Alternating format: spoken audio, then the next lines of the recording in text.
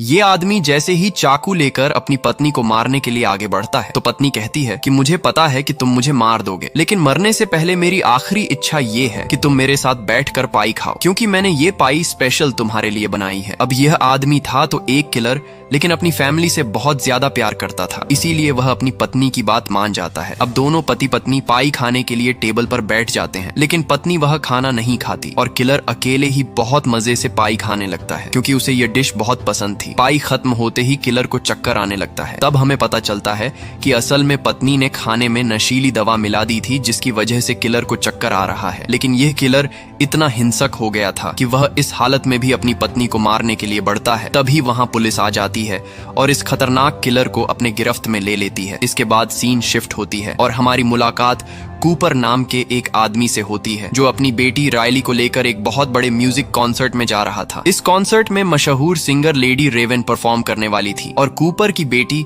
उनकी बहुत बड़ी फैन थी। ये कॉन्सर्ट कोई छोटा मोटा शो नहीं था, बल्कि यहाँ लगभग 20,000 लोगों की भीड़ आई थी। कूपर की बेटी ने हाल ही में स्कूल में काफी अच्छे मार्क्स हासिल किए थे और उसी के इनाम के तौर पर कूपर ने कॉन्सर्ट में सबसे आगे वाली सीट्स बुक की थीं, ताकि वो शो की भरपूर मजा ले सकें। लेकिन कॉन्सर्ट हॉल के अंदर दाखिल होते ही कूपर गौर करता है कि बिल्डिंग के हर कोने में हद से ज्यादा पुलिस वाले और सिक्योरिटी गार्ड तैनात हैं। ये देखकर कूपर को कुछ समझ नहीं आता और सोचने लगता है कि आखिर यहाँ इतने गार्ड्स क्यों हैं। तभी पुलिस के कुछ अधिकारी वहाँ मौजूद एक संदिग्ध आदमी को पूछताछ के लिए अपने साथ ले जाने लगते हैं। ये नजारा देखते ही कूपर अंदर से घबरा जाता है और उसके चेहरे पर एक अलग ही खौफ नजर आने लगता है। कुछ ही मिनटों बाद कॉन्सर्ट की शुरुआत होती है। जैसे ही लेडी रेवेन स्टेज पर आकर गाना शुरू करती है, पूरा हॉल तालियों और चीखों से गूंज उठता है। कूपर की बेटी भी खुशी से झूमने लगती है, लेकिन कूपर के चेहरे पर बिल्कुल भी खुशी नहीं थी। तभी कूपर अपनी बेटी से बाहर जाने का बहाना बनाता है और वॉशरूम की तरफ निकल जाता है। वॉशरूम में जाकर कूपर अपने मोबाइल में एक सीक्रेट ऐप खोलता है और उसमें एक आदमी बंधा हुआ था, जहां से हमें पता चलता है कि कूपर ने एक बेगुनाह लड़के को किसी बेसमेंट में किडनैप करके बंद कर रखा है। इसके बाद हमें बिल्डिंग के बाहर का सीन दिखाया जाता है, जहाँ पूरी बिल्डिंग को पुलिस और FBI की टीमों ने चारों तरफ से घेरे हुआ था। कूपर अपना फोन चेक करने के बाद वापस अपनी बेटी के पास आ जाता है, लेकिन बार बार पुलिस वालों की आवाजाही देखकर उसकी बेचैनी लगातार बढ़ती जा रही थी। शो आधा खत्म होने के बाद कूपर अपनी बेटी के साथ बाहर आता है, क्योंकि उसकी बेटी को लेडी रेवेन की एक टी-शर्ट खरीदनी थी। जब ये लोग शॉप पर पहुंचते हैं तो पता चलता है कि शॉप में उसके बेटी की साइज की एक आखिरी टी-शर्ट बची है, जिसे लेने के लिए एक दूसरी लड़की कूपर से पहले पहुंची थी। यह देखकर कूपर अपनी बेटी को प्यार से समझाता है कि वह यह टी-शर्ट उस लड़की को लेने दे। रायली भी अपने पिता की बात मान जाती है और उस लड़की को वो शर्ट लेने देती है। तभी दुकान का वर्कर कूपर की बेटी के इस बर्ताव से बहुत इम्प्रेस होता है। वह कूपर से कहता है कि सर, आप आधे घंटे बाद आइए, क्योंकि इस साइज के टी-शर्ट का नया स्टॉक आने वाला है। जैसे ही नया स्टॉक आएगा, मैं खुद एक टी-शर्ट आपकी बेटी के लिए अलग से निकाल कर रख दूंगा। कूपर को लगता है कि वह इस शॉपकीपर का इस्तेमाल अपने फायदे के लिए कर सकता है। वह बातों ही बातों में उससे पूछने लगता है कि आखिर इस कॉन्सर्ट में इतनी भारी पुलिस और सुरक्षा क्यों लगाई गई है। इस पर वर्कर कूपर के करीब आकर दबी आवाज में कहता है कि यह एक सीक्रेट बात है, लेकिन मैं फिर भी आपको बता देता हूँ। वर्कर कूपर को बताता है कि शहर में बुचर नाम का एक बेहद खतरनाक और बेरहम कातिल घूम रहा है। वह बेगुनाह लोगों को अपने जाल में फंसाता है और फिर बहुत ही बेरहमी से उनके टुकड़े टुकड़े करके मार डालता है। पुलिस को खबर मिली है कि वह कातिल आज इसी कॉन्सर्ट में आने वाला है, इसीलिए पुलिस ने यह पूरा कॉन्सर्ट उसी कातिल को पकड़ने के लिए एक जाल के तौर पर बिछाया है, ताकि वह यहाँ आकर बुरी तरह फंस जाए और बाहर न निकल सके। वर्कर आगे बताता है कि बाहर जाने वाले हर रास्ते पर पुलिस का कड़ा पहरा है। ये सब सुनकर कूपर की सांसें अटक जाती हैं। असल में कूपर ही वह खूंखार कातिल बुचर है, जिसे पकड़ने के लिए पुलिस ने यह पूरा चक्रव्यूह रचा था। फिर कूपर अपनी बेटी को साथ लेकर हॉल से बाहर आता है और किसी भी तरह यहाँ से भागने का रास्ता ढूंढने लगता है। वह देखता है कि हर एग्जिट डोर पर भारी सुरक्षा तैनात है और यहाँ आने वाले लोगों को आने तो दिया जा रहा था, लेकिन उसे बाहर जाने की परमिशन तब तक नहीं थी जब तक कॉन्सर्ट खत्म नहीं हो जाता। फिर कूपर देखता है कि यहाँ के सारे वर्कर्स के पास एक स्पेशल ID कार्ड है, जिससे वे लोग यहाँ के किसी भी दरवाजे को आसानी से खोल सकते हैं। लेकिन कूपर ज्यादा बड़ा रिस्क लेने के बजाय सोचता है कि एक बार दरवाजे का जायजा ले लेता हूँ, शायद कोई रास्ता मिल जाए। तभी उसकी नजर एक नशे में धुत लड़की पर पड़ती है, जिसने बहुत ज्यादा शराब पी रखी थी। कूपर को मौका मिल जाता है और वह उस लड़की को चुपके से धक्का दे देता है, जिससे वह लड़की नीचे गिर जाती है। जब आसपास के लोग और गार्ड्स उस लड़की को संभालने के लिए दौड़ते हैं तो कूपर इस बात का फायदा उठाकर अपनी बेटी के साथ बाहर निकलने की कोशिश करता है, लेकिन बाहर तो अंदर से भी ज्यादा पुलिस मौजूद थी और अब कूपर को यकीन हो जाता है कि यहाँ से निकलना लगभग नामुमकिन है और फिर मजबूरी में वह वापस कॉन्सर्ट के अंदर लौट आता है। इसी बीच स्टेज पर लेडी रेवन एक और गाना गाने के लिए अपने साथी सिंगर पार्कर को बुलाती है, जो स्टेज के निचले हिस्से से ऊपर आता है और ये चीज कूपर भी देख रहा था। तभी कूपर के दिमाग में एक नया प्लान जन्म लेता है। वह अपनी बेटी से कहता है कि चलो हम भी स्टेज के नीचे वाले हिस्से में चलते हैं, वहाँ बहुत मजा आएगा। उसकी बात सुनकर बेटी हैरान हो जाती है और कहती है कि पापा वहाँ जाना मना है, आप ये कैसी अजीब अजीब बातें कर रहे हैं। कोई और रास्ता न देखकर कूपर दोबारा उसी दुकान वाले वर्कर के पास जाता है। वर्कर कूपर को देखते ही कहता है कि सर अच्छा हुआ कि आप यहाँ खुद ही आ गए, क्योंकि टी शर्ट्स का नया स्टॉक आ चुका है और मैं स्टोर रूम से आपकी बेटी के लिए वही लेने ही जा रहा था। मौका पाते ही कूपर तुरंत उस वर्कर से पूछता है कि क्या मैं भी तुम्हारे साथ स्टोर रूम तक चल सकता हूँ, क्योंकि मैं यहाँ इस कॉन्सर्ट में बोरिंग फील कर रहा हूँ। शॉपकीपर बिना कुछ सोचे समझे मुस्कुराकर हाँ कर देता है। स्टोर रूम की तरफ जाते समय वर्कर कूपर से बात करने लगता है और उससे पूछता है कि आप क्या काम करते हैं। कूपर बिना किसी झिझक के झूठ बोल देता है कि वह एक फायर फाइटर यानी आग बुझाने वाला सिपाही है और उसने बहुत सारे लोगों की जानें बचाई है, जिसके कारण सरकार के तरफ से उसे इनाम भी मिला है। इसके बाद स्टोर रूम में पहुंचकर जब शॉपकीपर नए कपड़ों के डिब्बे उठाने में व्यस्त हो जाता है, तभी कूपर बहुत ही सफाई से उसकी जेब से उसका आईडी कार्ड चुरा लेता है। बातचीत के दौरान वर्कर कूपर को बताता है कि पुलिस आज उस कातिल को किसी भी कीमत पर पकड़ना चाहती है। कॉन्सर्ट के सभी कर्मचारियों को इस ऑपरेशन के बारे में पता है और पुलिस ने सबको एक खास सीक्रेट कोड दे रखा है। कूपर बहुत ही चालाकी से उससे पूछता है कि तुम्हारा सीक्रेट कोड क्या है। वर्कर कूपर पर पूरा भरोसा करके बिना सोचे समझे बता देता है कि उसका कोड हैमिल्टन है। इसके बाद वह कूपर की बेटी के लिए एक फ्री टी शर्ट देता है और दोनों वापस ऊपर आ जाते हैं। शॉपकीपर से अलग होने के बाद कूपर चुराए गए आईडी कार्ड का इस्तेमाल करके एक बंद दरवाजे को खोलता है। वह सीधे उस कमरे में पहुंच जाता है जहां पुलिस अधिकारियों की एक सीक्रेट मीटिंग चल रही होती है। कूपर वहां ऐसे बर्ताव करता है मानो वह वहीं का कोई कर्मचारी हो और सिर्फ अपने लिए कॉफी लेने आया हो। उसकी इस चाल की वजह से किसी भी पुलिस वाले को उस पर जरा सा भी शक नहीं होता। कॉफी बनाते बनाते कूपर की नजर टेबल पर रखे एक पुलिस रेडियो पर पड़ती है। अब कूपर यहाँ ज्यादा देर रुक नहीं सकता था, इसीलिए वह मौका पाकर उस रेडियो को चुराकर वहां से बाहर निकल जाता है। बाहर निकलने के बाद कूपर सीधा कॉन्सर्ट में आता है और रेडियो के जरिए पुलिस की पूरी प्लानिंग सुनने लगता है। रेडियो से कूपर को पता चलता है कि इस पूरे ऑपरेशन के पीछे एक बूढ़ी लेडी डॉक्टर है। वह डॉक्टर कातिल की दिमागी सोच को अच्छे से समझती है और उसका काम भीड़ में से कातिल को पहचानना है, क्योंकि अब तक किसी ने भी उसका चेहरा नहीं देखा है। पुलिस को बस इतना मालूम है कि कातिल एक आदमी है। ये सुनकर कूपर के चेहरे पर मुस्कान आ जाती है, क्योंकि पुलिस को किलर का चेहरा कैसा दिखता है वो मालूम नहीं था। अब कूपर को यहाँ से भागने के लिए अपनी बेटी के साथ एक नया ड्रामा रचना पड़ता है। वह अपनी बेटी से कहता है कि मैं अपना क्रेडिट कार्ड बाहर ही भूल आया हूँ, इसलिए मुझे एक बार फिर बाहर जाना होगा। साथ ही वह अपनी बेटी को समझाता है कि अगर गलती से भी तुम भीड़ में खो जाओ तो सीधे पार्किंग एरिया में आ जाना, मैं तुम्हें वहीं मिलूंगा। अब कूपर अपनी बेटी को वहीं छोड़कर हॉल से बाहर निकल आता है। चलते चलते कूपर को एक फायर अलार्म दिखाई देता है। वह सोचता है कि अगर वह यहाँ फायर अलार्म बजा दे तो पूरे हॉल में भगदड़ मच जाएगी और वह इसी भीड़ का फायदा उठाकर अपनी बेटी के साथ आसानी से निकल जाएगा। लेकिन तभी उसके चुराए हुए पुलिस रेडियो पर उसी बूढ़ी डॉक्टर की आवाज आती है। वह पुलिस टीम को चेतावनी दे रही होती है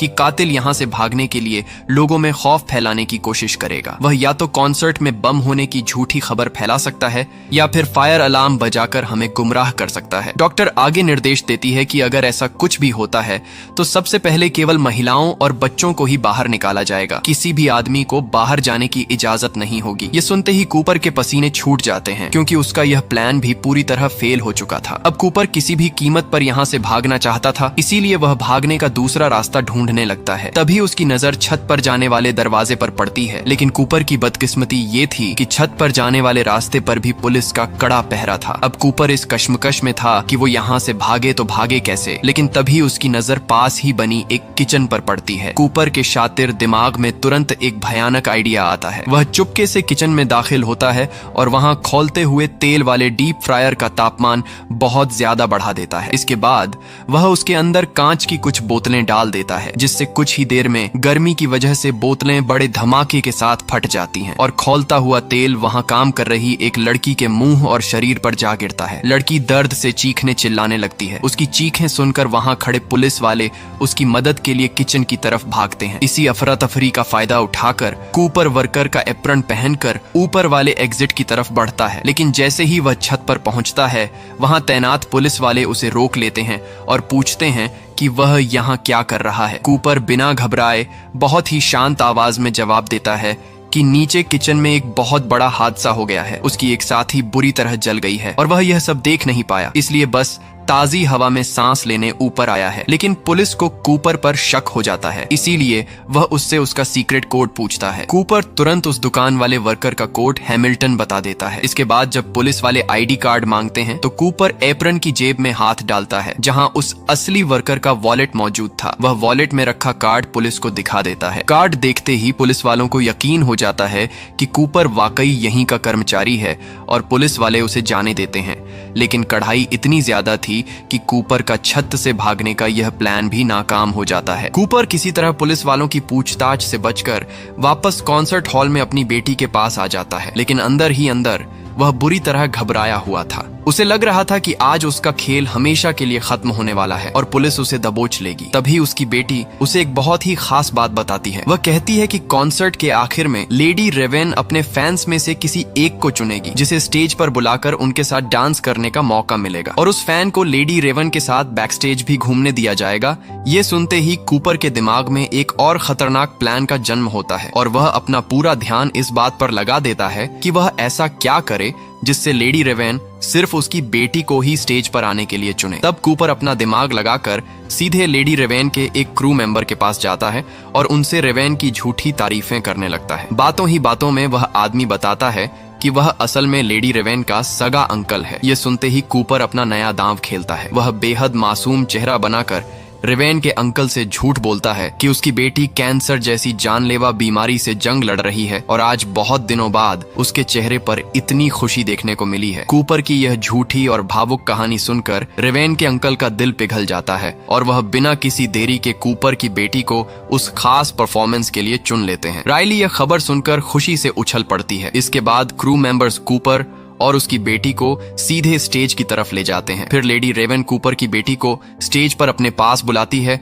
और उसके साथ गाना गाते हुए डांस करने लगती है। इसी दौरान कूपर की नजर पास ही खड़ी एक लड़की पर पड़ती है जो घबराहट की वजह से बेहोश होने वाली थी। कूपर तुरंत उस लड़की को संभालता है और उसे उठाकर मेडिकल रूम में ले जाता है। कूपर की इस मदद को देखकर रेवेन की ग्रुप कूपर से बहुत ज्यादा इंप्रेस होती है और सोचती है कि वह कितना भला और नेक दिल इंसान है। अब ग्रुप मैनेजर कूपर के पास आकर कहती है कि वे बाकी का कॉन्सर्ट यहीं स्टेज के किनारे खड़े होकर देख सकते हैं। कूपर इस मौके का फायदा उठाकर मैनेजर से कहता है कि क्या वे शो खत्म होने के बाद स्टेज के पीछे वाले रास्ते से बाहर जा सकते हैं, क्योंकि उसकी बेटी बहुत थक चुकी है और वह भीड़ में नहीं फंसना चाहता। मैनेजर बिना किसी झिझक के कूपर की बात मान जाती है। जैसे ही कॉन्सर्ट खत्म होता है, मैनेजर वादे के मुताबिक कूपर और उसकी बेटी को स्टेज के पीछे वाले दरवाजे की तरफ ले जाती है और उन्हें बाहर निकलने का रास्ता दिखा देती है। लेकिन जब कूपर दरवाजे की तरफ देखता है तो वहां भी पुलिस अधिकारी तैनात थे जो बिना आईडी और बिना कढ़ाई से चेकिंग किए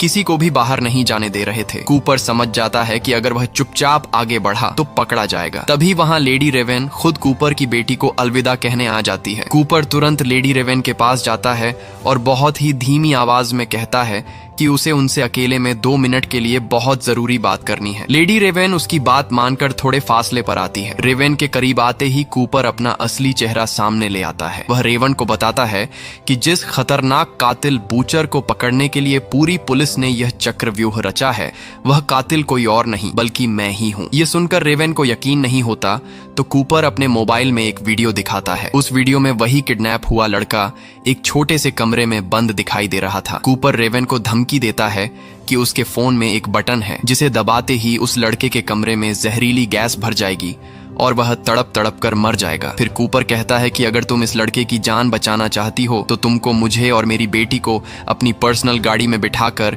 इस कॉन्सर्ट हॉल से सुरक्षित बाहर निकालना होगा। लेडी रेवेन बहुत नेक दिल इंसान थी और वह किसी भी कीमत में उस लड़के को बचाना चाहती थी, इसीलिए वह उस अनजान लड़के की जान बचाने के लिए कूपर की बात मान जाती है। रेवेन कूपर और उसकी बेटी को अपनी आलीशान कार में बिठाती है और खुद गाड़ी चलाकर एग्जिट गेट की तरफ बढ़ती है। बाहर पुलिस हर एक गाड़ी की बारीकी से जांच कर रही थी, लेकिन चूंकि गाड़ी खुद स्टार लेडी रेवन चला रही थी और उनके साथ कॉन्सर्ट की लकी फैन और उसका पिता बैठा था, इसलिए पुलिस बिना किसी शक के गाड़ी को बाहर जाने देती है। इस तरह कूपर पुलिस की आंखों में धूल झोंककर वहां से बाहर निकल जाता है। कुछ दूर आगे जाने के बाद कूपर रेवन से कहता है कि वह उन्हें यहीं रास्ते में उतार दे, लेकिन लेडी रेवन बहुत ही चालाकी से काम लेती है। वह कूपर से कहती है कि वह अपनी फैन का घर देखना चाहती है। यह सुनकर रायली बहुत ज्यादा खुश हो जाती है और वह अपनी माँ को कॉल करके बताती है कि आज अपने घर मशहूर पॉप स्टार रेवन आ रही है। अब कूपर को भी मजबूरी में लेडी रेवन की बात माननी पड़ती है। जब वे कूपर के घर पहुंचते हैं तो वहां हम देखते हैं कि कूपर की पत्नी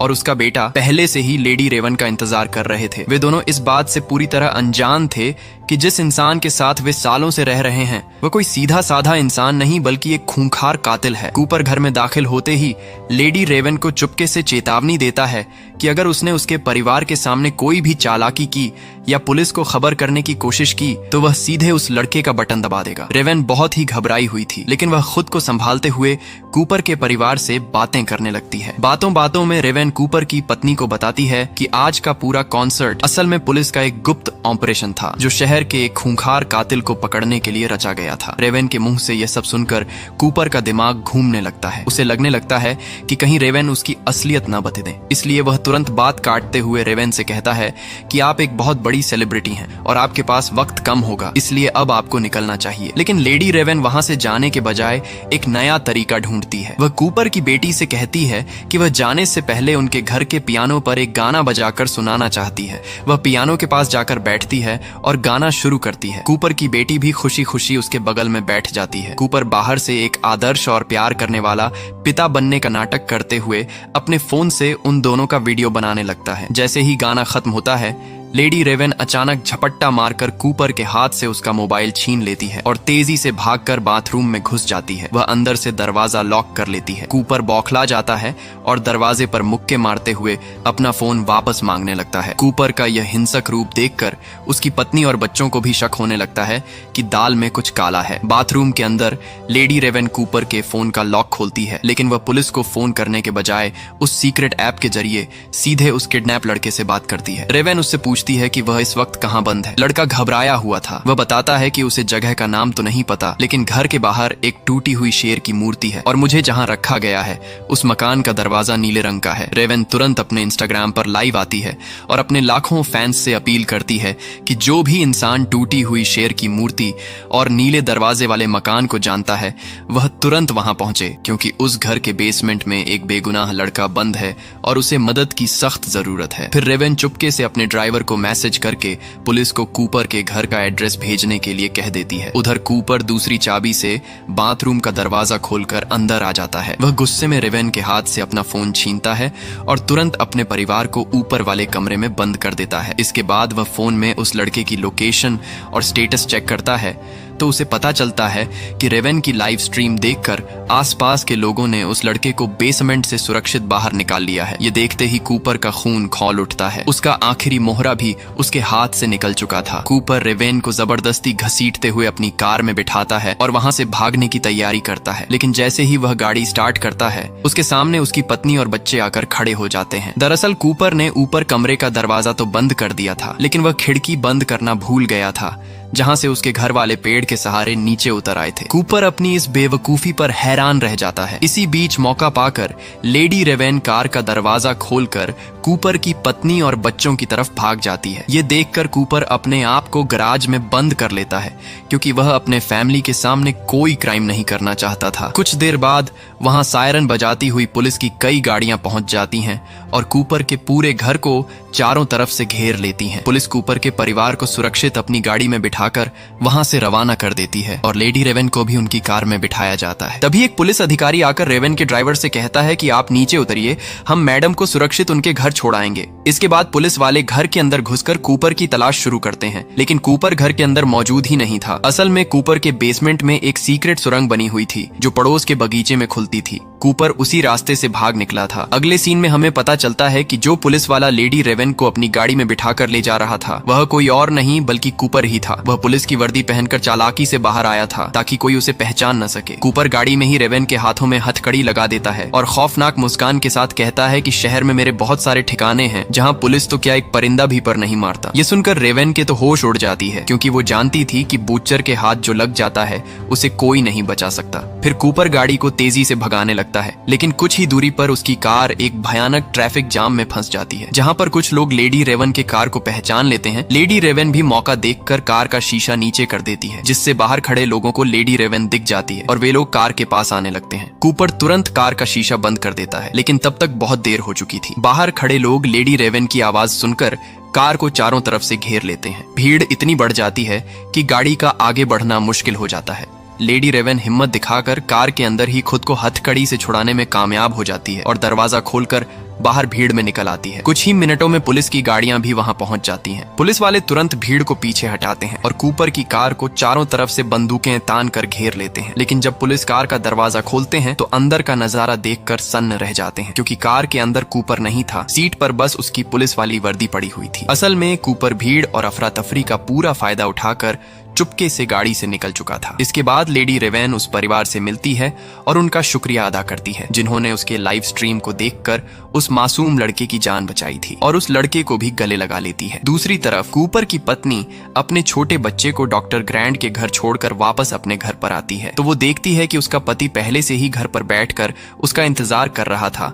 असल में कूपर को पता चल चुका था कि उसके कॉन्सर्ट में जाने की खबर उसकी ही पत्नी ने दी थी। तब जाकर रेचल बताती है कि उसे काफी समय से कूपर पर किसी दूसरी औरत के साथ अफेयर होने का शक था, क्योंकि उसके कपड़ों से हमेशा अस्पताल में इस्तेमाल होने वाले केमिकल की गंध आती थी। असल में कूपर जब भी किसी का कत्ल करता तो खून के धब्बे साफ करने के लिए अस्पताल वाले लिक्विड का इस्तेमाल करता था। इसीलिए शक होने पर एक दिन रेचल ने कूपर का पीछा किया और उस सीक्रेट ठिकाने पर पहुंच गई जहां कूपर अपनी खौफनाक प्लानिंग करता था। वहां कमरे में सिर्फ एक मेज और कुर्सी रखी हुई थी। तभी उसकी पत्नी के दिमाग में यह बात आई कि कहीं उसका सीधा साधा पति ही वह खूंखार कातिल बुचर तो नहीं है। तभी वहीं रेचल की नजर मेज पर रखी एक कॉन्सर्ट के रसीद की टिकटों पर पड़ती है। उसे अच्छी तरह पता था कि बूचर हमेशा ऐसी ही भीड़-भाड़ वाली जगहों पर अपना शिकार तलाशता है। अब उसका शक यकीन में बदल चुका था। उसने वह रसीद वहीं रहने दी और अननोन आदमी बनकर पुलिस को उस ठिकाने की खबर दे दी कि यह जगह बुचर की है। पुलिस समझ गई कि कातिल कॉन्सर्ट में आने वाला है और उन्होंने उसे पकड़ने के लिए वह चक्रव्यूह रचा था। ये सब बताते हुए कूपर की पत्नी फूट फूट कर रोने लगती है। वह बहुत दुखी और डरी हुई थी कि उसका पति एक पागल कातिल बन चुका है। कूपर अपनी पत्नी की बातें सुनकर फैसला करता है कि वह पहले अपनी पत्नी को मारेगा और फिर खुद की भी जान ले लेगा। जब वह अपनी पत्नी से यह बात कहता है तो उसकी पत्नी बहुत ही शांत आवाज में कहती है कि मरने से पहले क्यों ना हम वह पाई खा लें जो तुम्हारी फेवरेट है। और कूपर अपनी पत्नी की बात मान जाता है।